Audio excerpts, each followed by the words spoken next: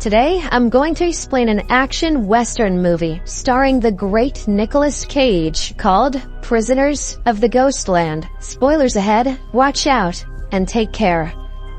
The movie opens at Blue Fleur National Bank, where a child stands in front of a gumball machine. Just then, two robbers, Hero and his partner Psycho, barge inside. Chaos erupts when they aim their weapons at customers and order them to remain seated in their place. Hero then steps forward and demands money from the cashier, to which she complies. As all of this is happening, the child at the gumball machine shows no fear and casually offers candy to Psycho. However, he points his gun at the child, and the scene abruptly ends. The story then shifts to Samurai Town, ruled by a corrupt governor. He has creatively blended elements of modern-day and pre-modern Japanese society with aspects of the old American West, and created a unique but oppressive town. Geisha-like women who wear traditional Japanese clothing, samurais, and Western cowboys go on about their daily routines. It is revealed that the governor maintains a group of adopted granddaughters whom he keeps as sex slaves. We see one of them,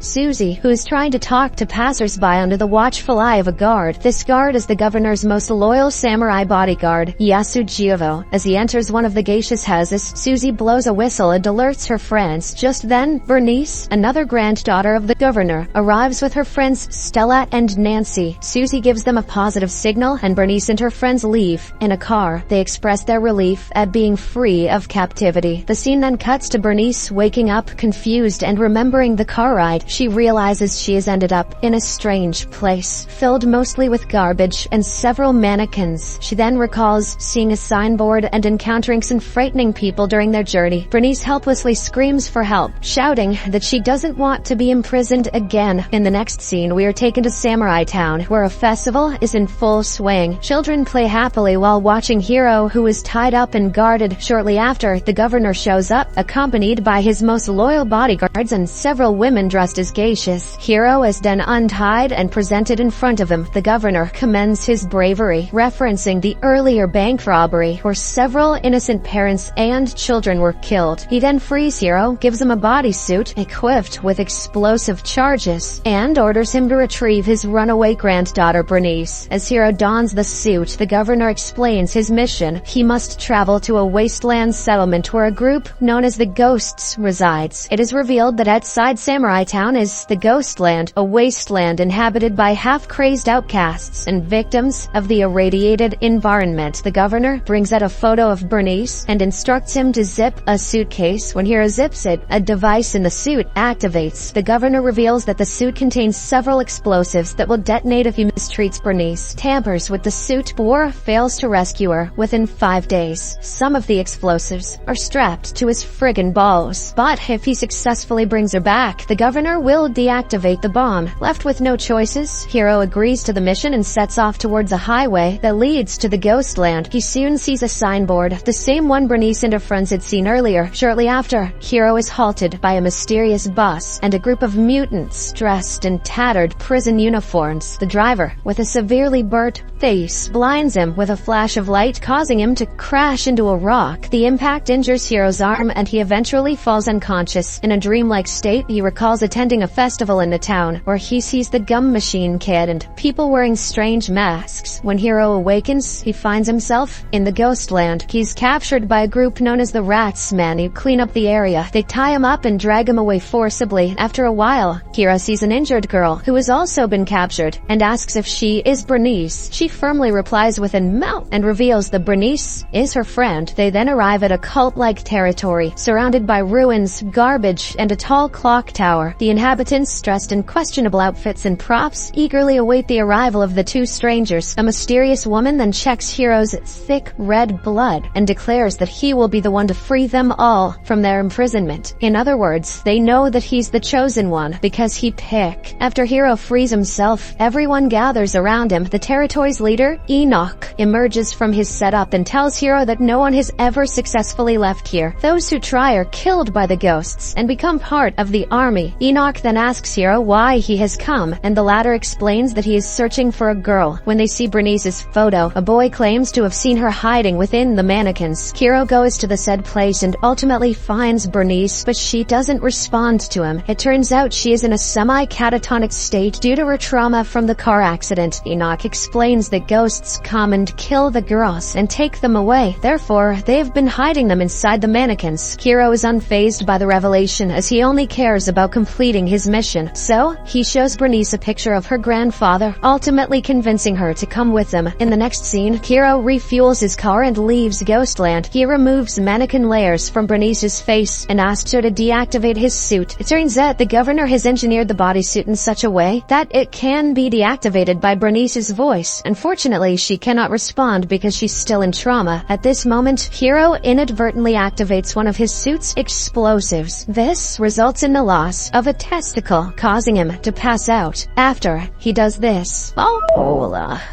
during a vivid nightmare, Hiro finds himself back in the day when he and his companion attempted the bank robbery. We continue with the scene where Psycho has pointed his gun at the Candy Kid. Hiro tries to save the little boy, but Psycho ends up opening fire, resulting in the bullet hitting the gum machine. Hiro desperately tries to calm his friend down, but the latter kills a guard and the Candy Kid. Soon, a fight breaks out between the two friends and they crash through a glass window. The cops also arrive and start shooting indiscriminately at Psycho, but they end up killing a woman, leaving behind her little daughter. Just then, a man approaches the girl and ruffles her hair with care. Back in the present, Hiro realizes that Bernice is the same young girl whose mother was killed in the crossfire. Turns out the governor was the one who had adopted her. Hiro then apologizes to Bernice for the loss and promises to free her from the Ghostland. Suddenly, smoke begins to rise and ghosts emerge from it. These mutant men appear to be creatures like zombies that are thirsty for human blood, especially if it's tech. They begin to attack Hiro, and during the chaos, another explosive on his arm detonates, rendering him unconscious. Hearing the sound of the detonation, the attackers quickly disappear into thin air. The explosion, however, manages to snap Bernice out of her catatonic state. It is revealed that she is not the governor's real granddaughter, but just a prisoner of his treacherous reign, just like so many others before. Meanwhile, Hiro has another vision where he stands among the people of Ghostland. A woman explains that the region was once a chemical factory run by the governor where nuclear weapons were tested. One day, a catastrophic collision between a nuclear waste transport and a prison bus resulted in a devastating spill of highly volatile nuclear waste. This led to the area being quarantined and the inhabitants imprisoned there. They eventually died due to hunger and famine. Within this desolate region lies the settlement known as Samurai Town, ruled by the notorious governor. The woman then explains that anyone who passes through this region never returns. When Hiro asks for directions, the woman acknowledges his genuine intentions and tells him that he can save everyone if he helps the girl. She believes he came to save Bernice and that he has the power to free them all. When Hiro regains consciousness, he realizes the connection between the mutants and the Ghostland. They are the prisoners who collided with the nuclear waste transport, causing the disaster. The clock tower and ruins he saw when first entering the Ghostland are remnants of the destroyed nuclear plant, and the inhabitants of the area are the restless spirits of those who died in the catastrophic event. The Ghostland is a realm for the dead, as suggested by the white streamers, costumes with angel wing-like shoulder pads, and numerous mannequins kept at the area. Hiro and Bernice can enter this place because they're metaphorically half-dead. Bernice from emotional trauma from the governor's exploitation, and Hiro from losing half of his nutsack. It is further revealed that the Ghostland is not a spiritual realm, but a limbo, trapping the souls of the restless spirits. Upon learning of all this, Hiro becomes adamant on saving them. Just then, his suit's device starts beeping as it nears the final countdown. Bernice, realizing the gravity of the situation, starts to believe in him. She then crawls near the device and says, "I am Bernice," causing the explosives in the suit to be deactivated for now. "Thank you for whispering to my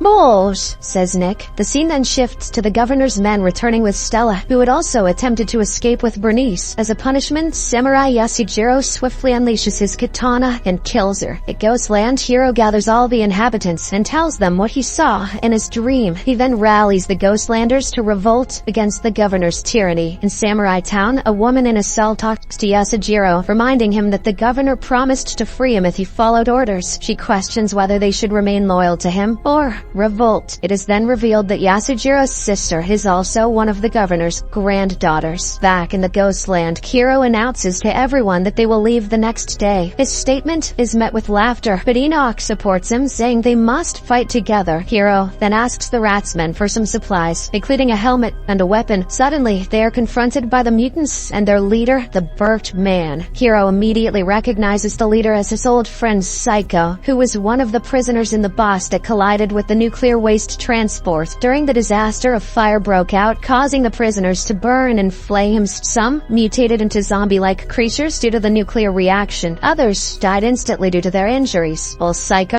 endured severe burns on his face. He asks Hiro why he betrayed him by leaving him behind with the police. Hiro responds that Psycho was starting to lose control and become aggressive around everyone. Keith lost hope in him when he took innocent lives during the bank robbery. With this, the two companions sort out their misunderstanding, then apologize to each other. Psycho then claims that the governor is a predator and he must be killed to ensure their freedom. In the next scene, we see the governor spreading his usual blasphemy to the people. He confidently asserts that he's the reason behind the town's peaceful environment. Just then, Hiro and Bernice arrive at the scene, shocking everyone. Hiro then asks for his suit to be removed, but the evil governor refuses. He instead orders his men to finish off both enemies. At this tense moment, Hiro pretends to take Bernice hostage. This prompts Susie, who is traumatized by the governor's abuse, to sneak past the guards. She gets a hold of a nearby machine gun and kills most of the corrupted men who helped the governor exert power on innocent people, but she is also shot and injured in the process. Meanwhile, Hiro battles with goons with all his might, using the weapons given by the Ratsmen. He also appears to be an athletic karate fighter. Is there anything Nick Cage can't do? Torkel!